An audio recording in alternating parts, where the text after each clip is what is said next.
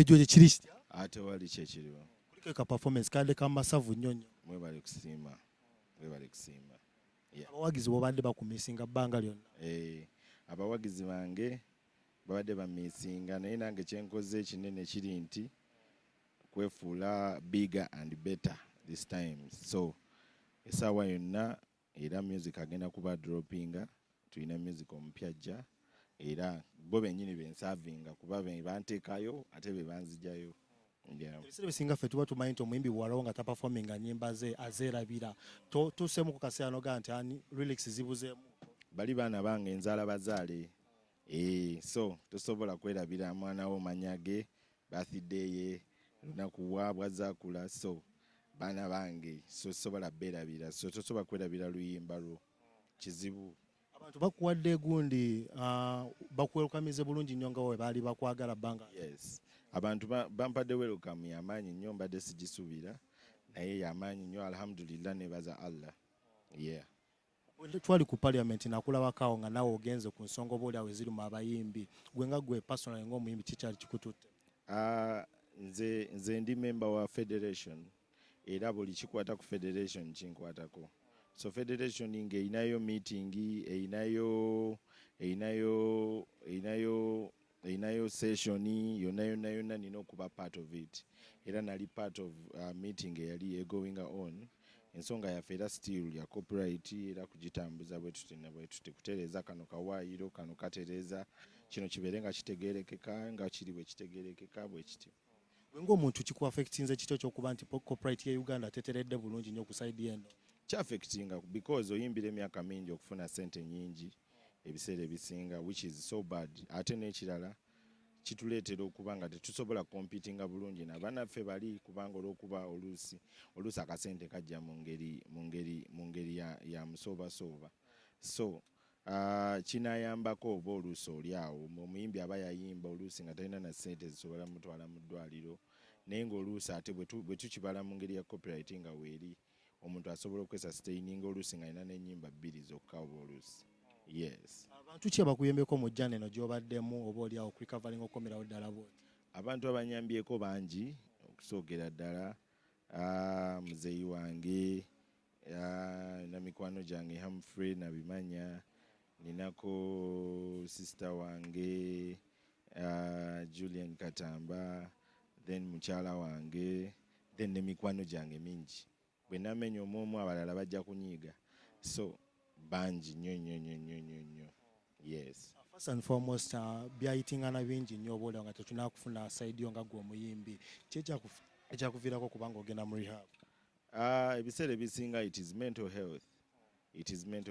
Men break down ebiseera ebisinga nga oluusi public tekitegeera. So oluusi bw'olaba embeera ng'ekuyinza oluusi kinyuma nnyo ne wejja mu public n'osooka ne weetereza ng'omuntu. Rehabilitation is not meant for the sick. It is meant for those that are looking for peace. Oba n'abo abali mu looking for kugamba emirembe. Naawe kennyini osobola okkeera n'ogamba essimu yange njagala eveeko, njagala neweeyo omwezi gumu nga mpumuddemu. Ebiseera ebisinga tukoze emyaka egiwererako ddala nga tetuwummula.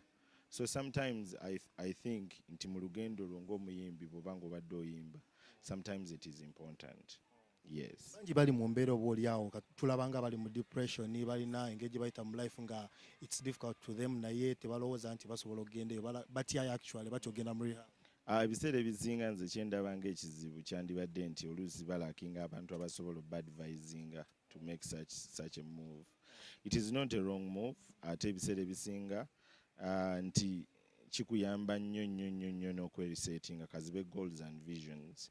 So ebiseera ebisinga engeri gye tukolerera ebiseera by'omu maaso kikuyambako okwetegeka nti buli omu yandyagadde okutegekera ebiseera bye eby'omu maaso. Oba oli awo abaana, oba oli awo akoze ekigenda obatambuza bakiyita family wealth. Yes, ebyo byonna okubeera akoze atya azimbye atya kutuula kufokasinga ku visualizinga. Yes. Omazeyo bbanga ki nga tonaakomawo era oli mwetegefu? It has been 6 months. Yes. 6 months. 6 months of what? kwetereza ng'omuntu 6 months of 6 months okwetereza ng'omuntu. Yes, okwetereza ng'omuntu. Obadde oyagala neetereze nga ki? Kwetereza ng'omuntu. Yes. wagenze ne Mecca oba oliawo nobaako byosaba nogamba nti obulamu buli obukadde osaba obulamu obupya bikiko ebyosinza okutunulira mu lugendo? Olugendo lwange olw'Emecca ebiseera ebisinga nkitwala nti the more you close to a higher power the more ebintu ebisinga gye bikoma okwanguyira.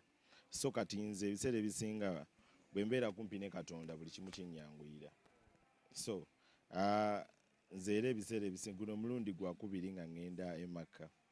So ogenda e Makka nsaba ebyo Allah byenkoze abinsonyiwe, nsaba ebyo byankoledde mwebaze, era musaba ebyo byenjagala abinkolere antwale mu maaso wamu n'abantu bange, famire yange ne mikwano gyange, na buli omu anjagaliza ekirungi, na buli omu then emikwano emibi aginteeke wala, ekyo nakyo nga kiri awo. So Allah nyambako okwetereza mu lugendo lwange.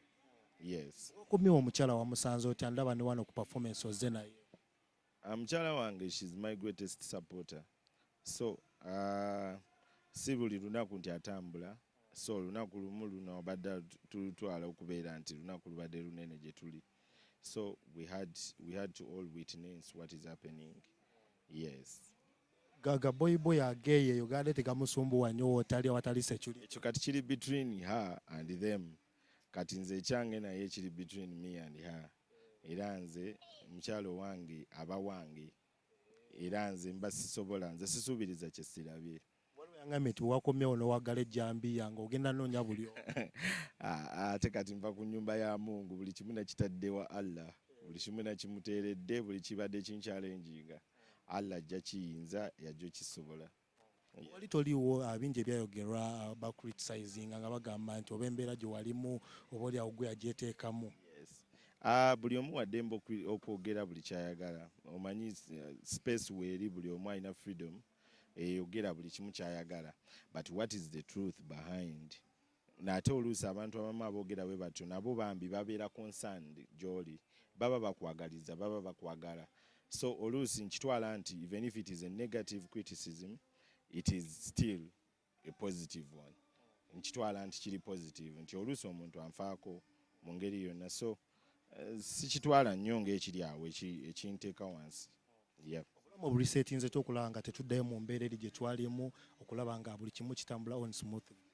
So it is all about using your time. Kati I've used my time quite well, building myself mentally, nganze ng'omuntu, designing goals ne visions n'oziteeka ku lupapula n'ogamba nti kino bwe naakijjako kino kyengoberera. Kati obeera ne program.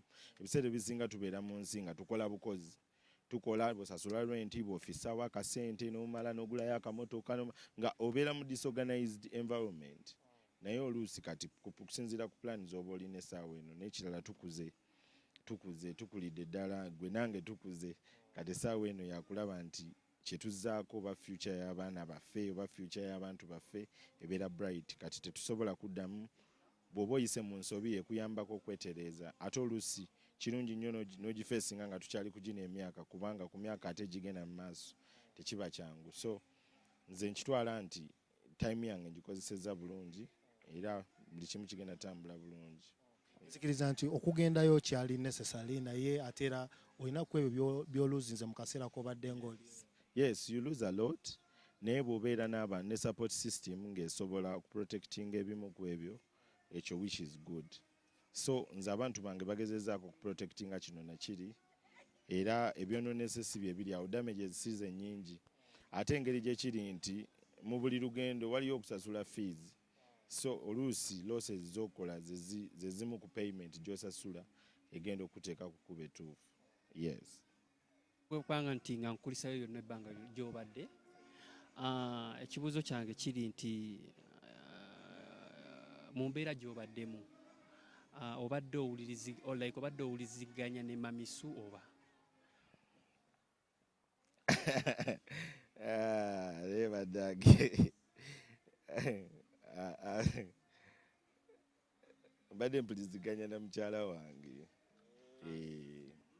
yes mbadde mpuliziganya na mukyala wange yes ati neri nayo family olinayo eri aba famire yange naye mbadde siwuliziganya naye yes engeri gy'obadde tewuliziganya naye yavaayo kwemabegakawo ku internet nagamba nti maybe oli you dead dad yes ye statement gye yakola it is up to everyone okubeera ne view nga bwe twagambye tulina space nnene nnyo buli omu waddembe okwogera kyayagala eri omuntu gw'ayagadde okwogerako oluusi kati abantu nga ffe tetujja kubasiba oluusi tubalinamu abaana so waddembe okwogera kino okwogera ekirungi oba okwogera ekibi it is up to her so long as abaana bo bali fine yes nga y'omukyala yes abadde maybe ayita mu kusomezebwa kungi nnyo omuli challenges ez'enjawulo ng'okulabirira abaana because era statements ezimu ze yakola yagamba nti munnaaye ebintu ebiri mu nnyumba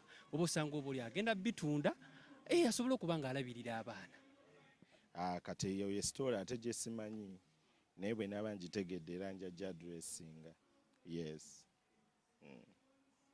nze ekibuuzo kyange sobola okubiriza abantu abatya okugenda mu rehab okufunamu akadde okuwummulamu then okukomawo okukola balina okukola buli omu yeetaaga okuwummulamu mu nsi eno so oluusi fe abakola emisana n'ekiro twetaagira ddala akadde k'okuwummulamu so sometimes rehabilitation is good you can take yourself n'ogamba nti kampumulemu weeks 2 kampumulemu weeks 3 kampumulemu weeks 4 okusinziira gwe bw'oyagala